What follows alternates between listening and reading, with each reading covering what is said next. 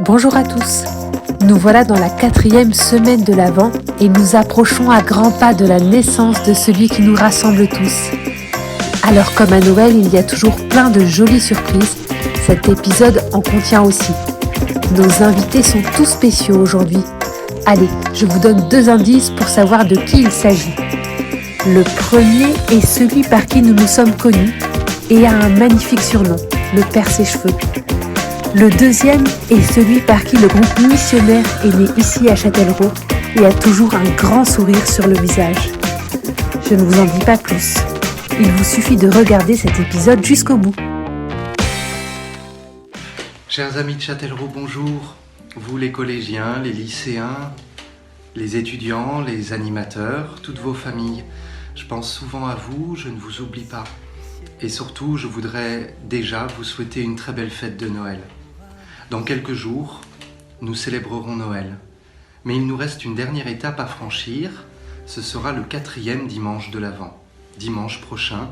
Et nous entendrons dans l'Évangile le récit de l'Annonciation. L'Annonciation, qu'est-ce que c'est ? Pour bien comprendre, il faut se référer à ce que vous faites souvent quand vous regardez une vidéo YouTube. La vidéo est souvent précédée d'un message publicitaire et on vous propose d'ignorer l'annonce. Et je pense que comme moi, vous ignorez l'annonce très vite. Pour bien comprendre le mystère de Noël, il faut faire exactement le contraire. Il ne faut surtout pas ignorer l'annonce, parce que sinon on ne peut pas comprendre grand-chose. L'annonce, nous allons l'entendre, c'est l'ange Gabriel qui annonce à Marie qu'elle serait la mère du Sauveur. 2 détails sont importants à relever et je vous les confie dans votre foi et dans votre vie. D'une part, il est dit de Marie que c'était une toute jeune fille. C'est vrai, elle était à peine plus âgée que les plus vieux de l'aumônerie. Et pourtant, c'est elle que Dieu choisit pour révéler au monde entier le fruit de son amour, son fils Jésus.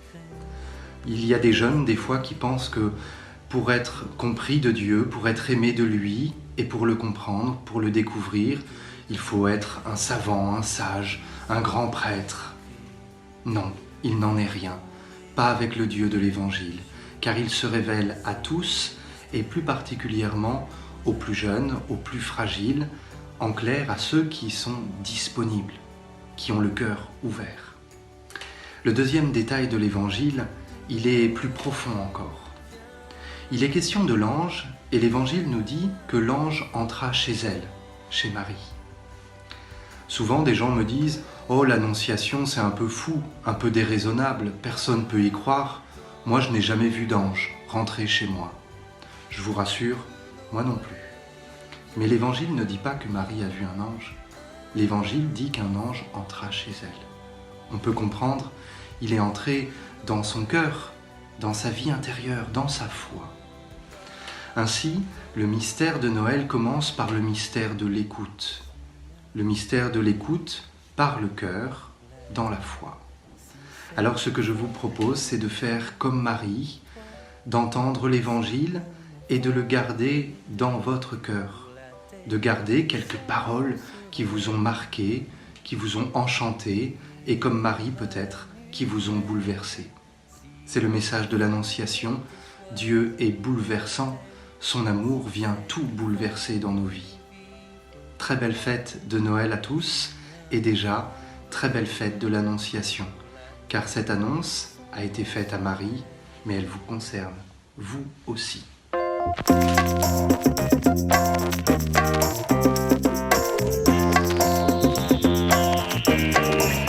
Effectivement, après le temps du confinement est venu celui du couvre-feu. Entre 20h et 6h du matin, il n'est pas question de mettre un pied dehors. Je suis dehors et c'est la nuit. Est-ce que je suis en train de braver le couvre-feu ? Pas tout à fait, je vous rassure. La porte de chez moi est juste derrière. Je ne suis pas allé bien loin, mais je veux par là me questionner avec vous sur ce que nous vivons intérieurement et dans notre vie de tous les jours, à travers le confinement et le couvre-feu que nous vivons coup sur coup. Tout d'abord, vous invitez et m'invitez avec vous à la patience. Cela prendra fin, nous le savons, et le plus tôt sera le mieux. Mais surtout, le deuxième conseil que je voudrais vous donner, c'est de profiter de ce temps pour veiller sur les braises qui sont en vous, sur le feu qu'il y a en vous. Vous êtes à l'âge de la jeunesse, à l'âge où vous avez envie de défier la nuit, justement, et pourquoi pas même de vivre des nuits blanches. Vous êtes à cet très bel âge de la vie où vous voulez défier la nuit. Prenez ce temps qui nous est offert, et particulièrement en ces jours qui nous préparent à Noël, pour veiller sur le feu qui est en vous, parce que Dieu a mis un feu en vous. Demain, ce sera à vous, adultes, de mettre le feu au monde, par l'amour, par le service, par la générosité. Alors, en ce temps de couvre-feu, questionnons-nous. Qu'est-ce qui brûle en nous? Qu'est-ce qui anime notre vie? Est-ce que c'est de servir? Est-ce que c'est de créer? Est-ce que c'est d'aimer? Voilà peut-être ce que nous avons à faire pour que le feu ne meure pas en nous, mais pour qu'il anime notre vie. Et s'il anime notre vie, alors les autres le comprendront et nous suivrons.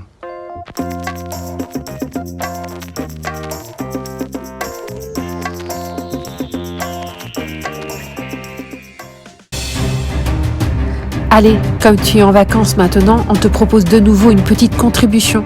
Je suis sûre que tu as super bien décoré ta maison avec toute ta famille. Alors, envoie-nous par mail ou sur WhatsApp une photo de toi avec ton sapin de Noël et ta crèche. Et maintenant, on retrouve Gibi.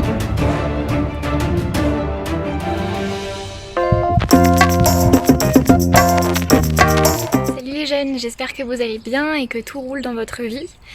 J'imagine que ça doit pas être facile en ce moment avec les cours en distanciel, la fatigue. Mais la bonne nouvelle, c'est que je crois que vous êtes en vacances. Alors j'espère que ce sera l'occasion pour vous de bien vous reposer et de profiter de ces fêtes en famille et surtout profiter de Noël. Ça y est, cette année 2020 se termine. On espère que l'année 2021 sera pleine de promesses et que le plus dur sera en tout cas derrière nous. Et donc pour clôturer cette année 2020, je vous invite à faire un petit exercice très facile, c'est celui de repenser à toutes les choses positives qui se sont déroulées pendant cette année 2020. Cela fait maintenant plusieurs mois que j'attends de pouvoir partir aux Philippines pour faire un projet d'humanitaire. Il y a 2 semaines, j'ai enfin reçu l'appel pour me dire que j'allais pouvoir partir. C'est trop bien, parce que cette aventure... elle représente beaucoup pour moi, elle est pleine de promesses. Je pars avec une ONG française qui s'appelle Enfants du Mékong. C'est une ONG qui permet à des enfants en Asie de pouvoir bénéficier de parrainage de personnes en France qui leur envoient régulièrement de l'argent pour leur permettre d'aller à l'école. Pour eux, ça signifie beaucoup parce qu'aller à l'école, c'est aussi choisir qui ils ont envie d'être et pouvoir construire un avenir meilleur. Moi là-bas, mon rôle sera de m'assurer que tout va bien pour eux, de faire le lien entre les enfants en Asie et leurs parrains et leurs marraines en France et d'être un peu une grande sœur pour eux. J'ai vraiment hâte de vivre cette expérience parce que même si je suis là pour aider les enfants, je pense que eux vont aussi beaucoup m'aider à grandir, à voir le monde différemment. Je voulais en profiter de vous partager cette joie-là pour vous dire que parfois au milieu des épreuves on se sent un peu tout seul. C'est en tout cas ce qui m'est arrivé plusieurs fois. Je croyais qu'en fait j'étais en train de me battre toute seule et que Dieu il était absolument pas là. Et en fin de compte, c'est quand l'horizon s'éclaircit que je me rends compte qu'en fait tout ce temps je n'étais pas seule. Et que Dieu a toujours été avec moi. C'est un peu ce qui s'est passé pour les Philippines. J'ai commencé à perdre espoir au bout d'un moment. Je croyais que j'allais jamais partir et j'étais super triste. Et à un moment donné, je me suis dit non Guillemette, cette expérience elle te tient tellement à cœur, tu vas te battre pour elle. Et je savais pas comment faire parce qu'à la hauteur de mes propres moyens, je pouvais pas faire grand chose parce que les frontières étaient fermées, la France voulait pas laisser partir les volontaires. Et donc je me suis dit je vais le confier à Dieu et je vais y croire de toutes mes forces. Et à partir de ce moment-là, tous les jours, je disais à Dieu, s'il te plaît, fais que ce soit possible. Moi, j'y crois, je sais que je vais la vivre, cette expérience. S'il te plaît, fais quelque chose. Et il y a 2 semaines, j'ai reçu cet appel me disant que les Philippines ouvraient leurs frontières, que la France laissait partir les volontaires et que je pouvais partir. Alors là, j'ai dit, oh, merci. Parce qu'en fait, Dieu nous écoute et qu'il faut y croire. Alors, quel que soit le temps que ça prendra. Croyez en vos projets et confiez-les à Dieu. Croyez-y de toutes vos forces et confiez-les à Dieu. Parce que lui, il est là et il nous écoute. Quel que soit le temps que ça prendra, ça arrivera. J'en profite pour vous dire que cette expérience, je la partagerai via des mails et via Instagram. Alors si vous êtes intéressés, je vous tiendrai au courant. Pour terminer, je peux vous partager une petite astuce pour prier. C'est la méthode du merci, s'il te plaît, pardon. C'est une méthode que j'aime beaucoup parce qu'elle est toute simple, elle est super efficace. Il s'agit de trouver un merci, un s'il te plaît et un pardon à adresser à Dieu. Si on en trouve plus, tant mieux, sinon c'est largement suffisant. Un merci pour nous aider à prendre du recul sur notre journée et à trouver toutes les choses positives qui s'y sont déroulées. Un pardon qui nous aide à nous rendre compte de nos erreurs, qui nous aide à être humble aussi et personnellement moi ça m'aide à être une meilleure personne pour essayer de faire en sorte de m'améliorer. Et un s'il te plaît parce qu'il ne faut pas hésiter à demander au Seigneur tout ce qu'on a sur le cœur, à lui confier parce qu'on est écouté et que de toute façon il demande que ça en fait, qu'on se confie à lui. Pour terminer, j'aimerais vous partager une musique que je trouve super pour ce temps de Noël et que j'ai découverte il y a 2 ans et que j'adore. C'est De Noël viendra un enfant du groupe Open.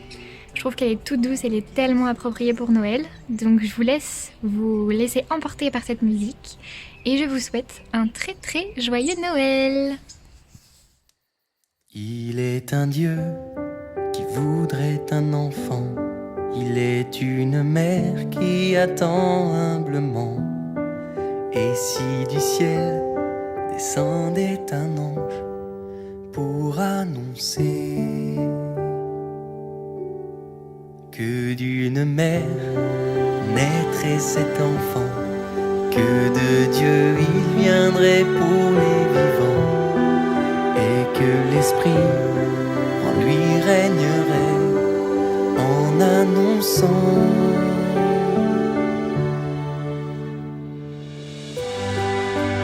de Noël viendra un enfant,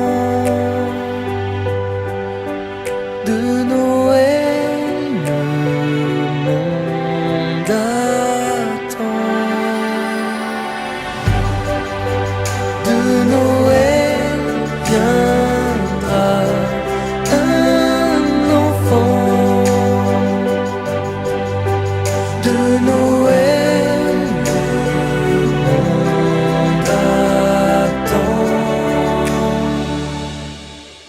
Il est un Dieu qui pour nous se donne, il est un enfant qui sur terre régnera, et dans une crèche le mystère est né pour révéler que dans le Père nos vies seront ancrées, que le Fils prendrait sur lui nos péchés. C'est le mystère que l'ange a porté en révélant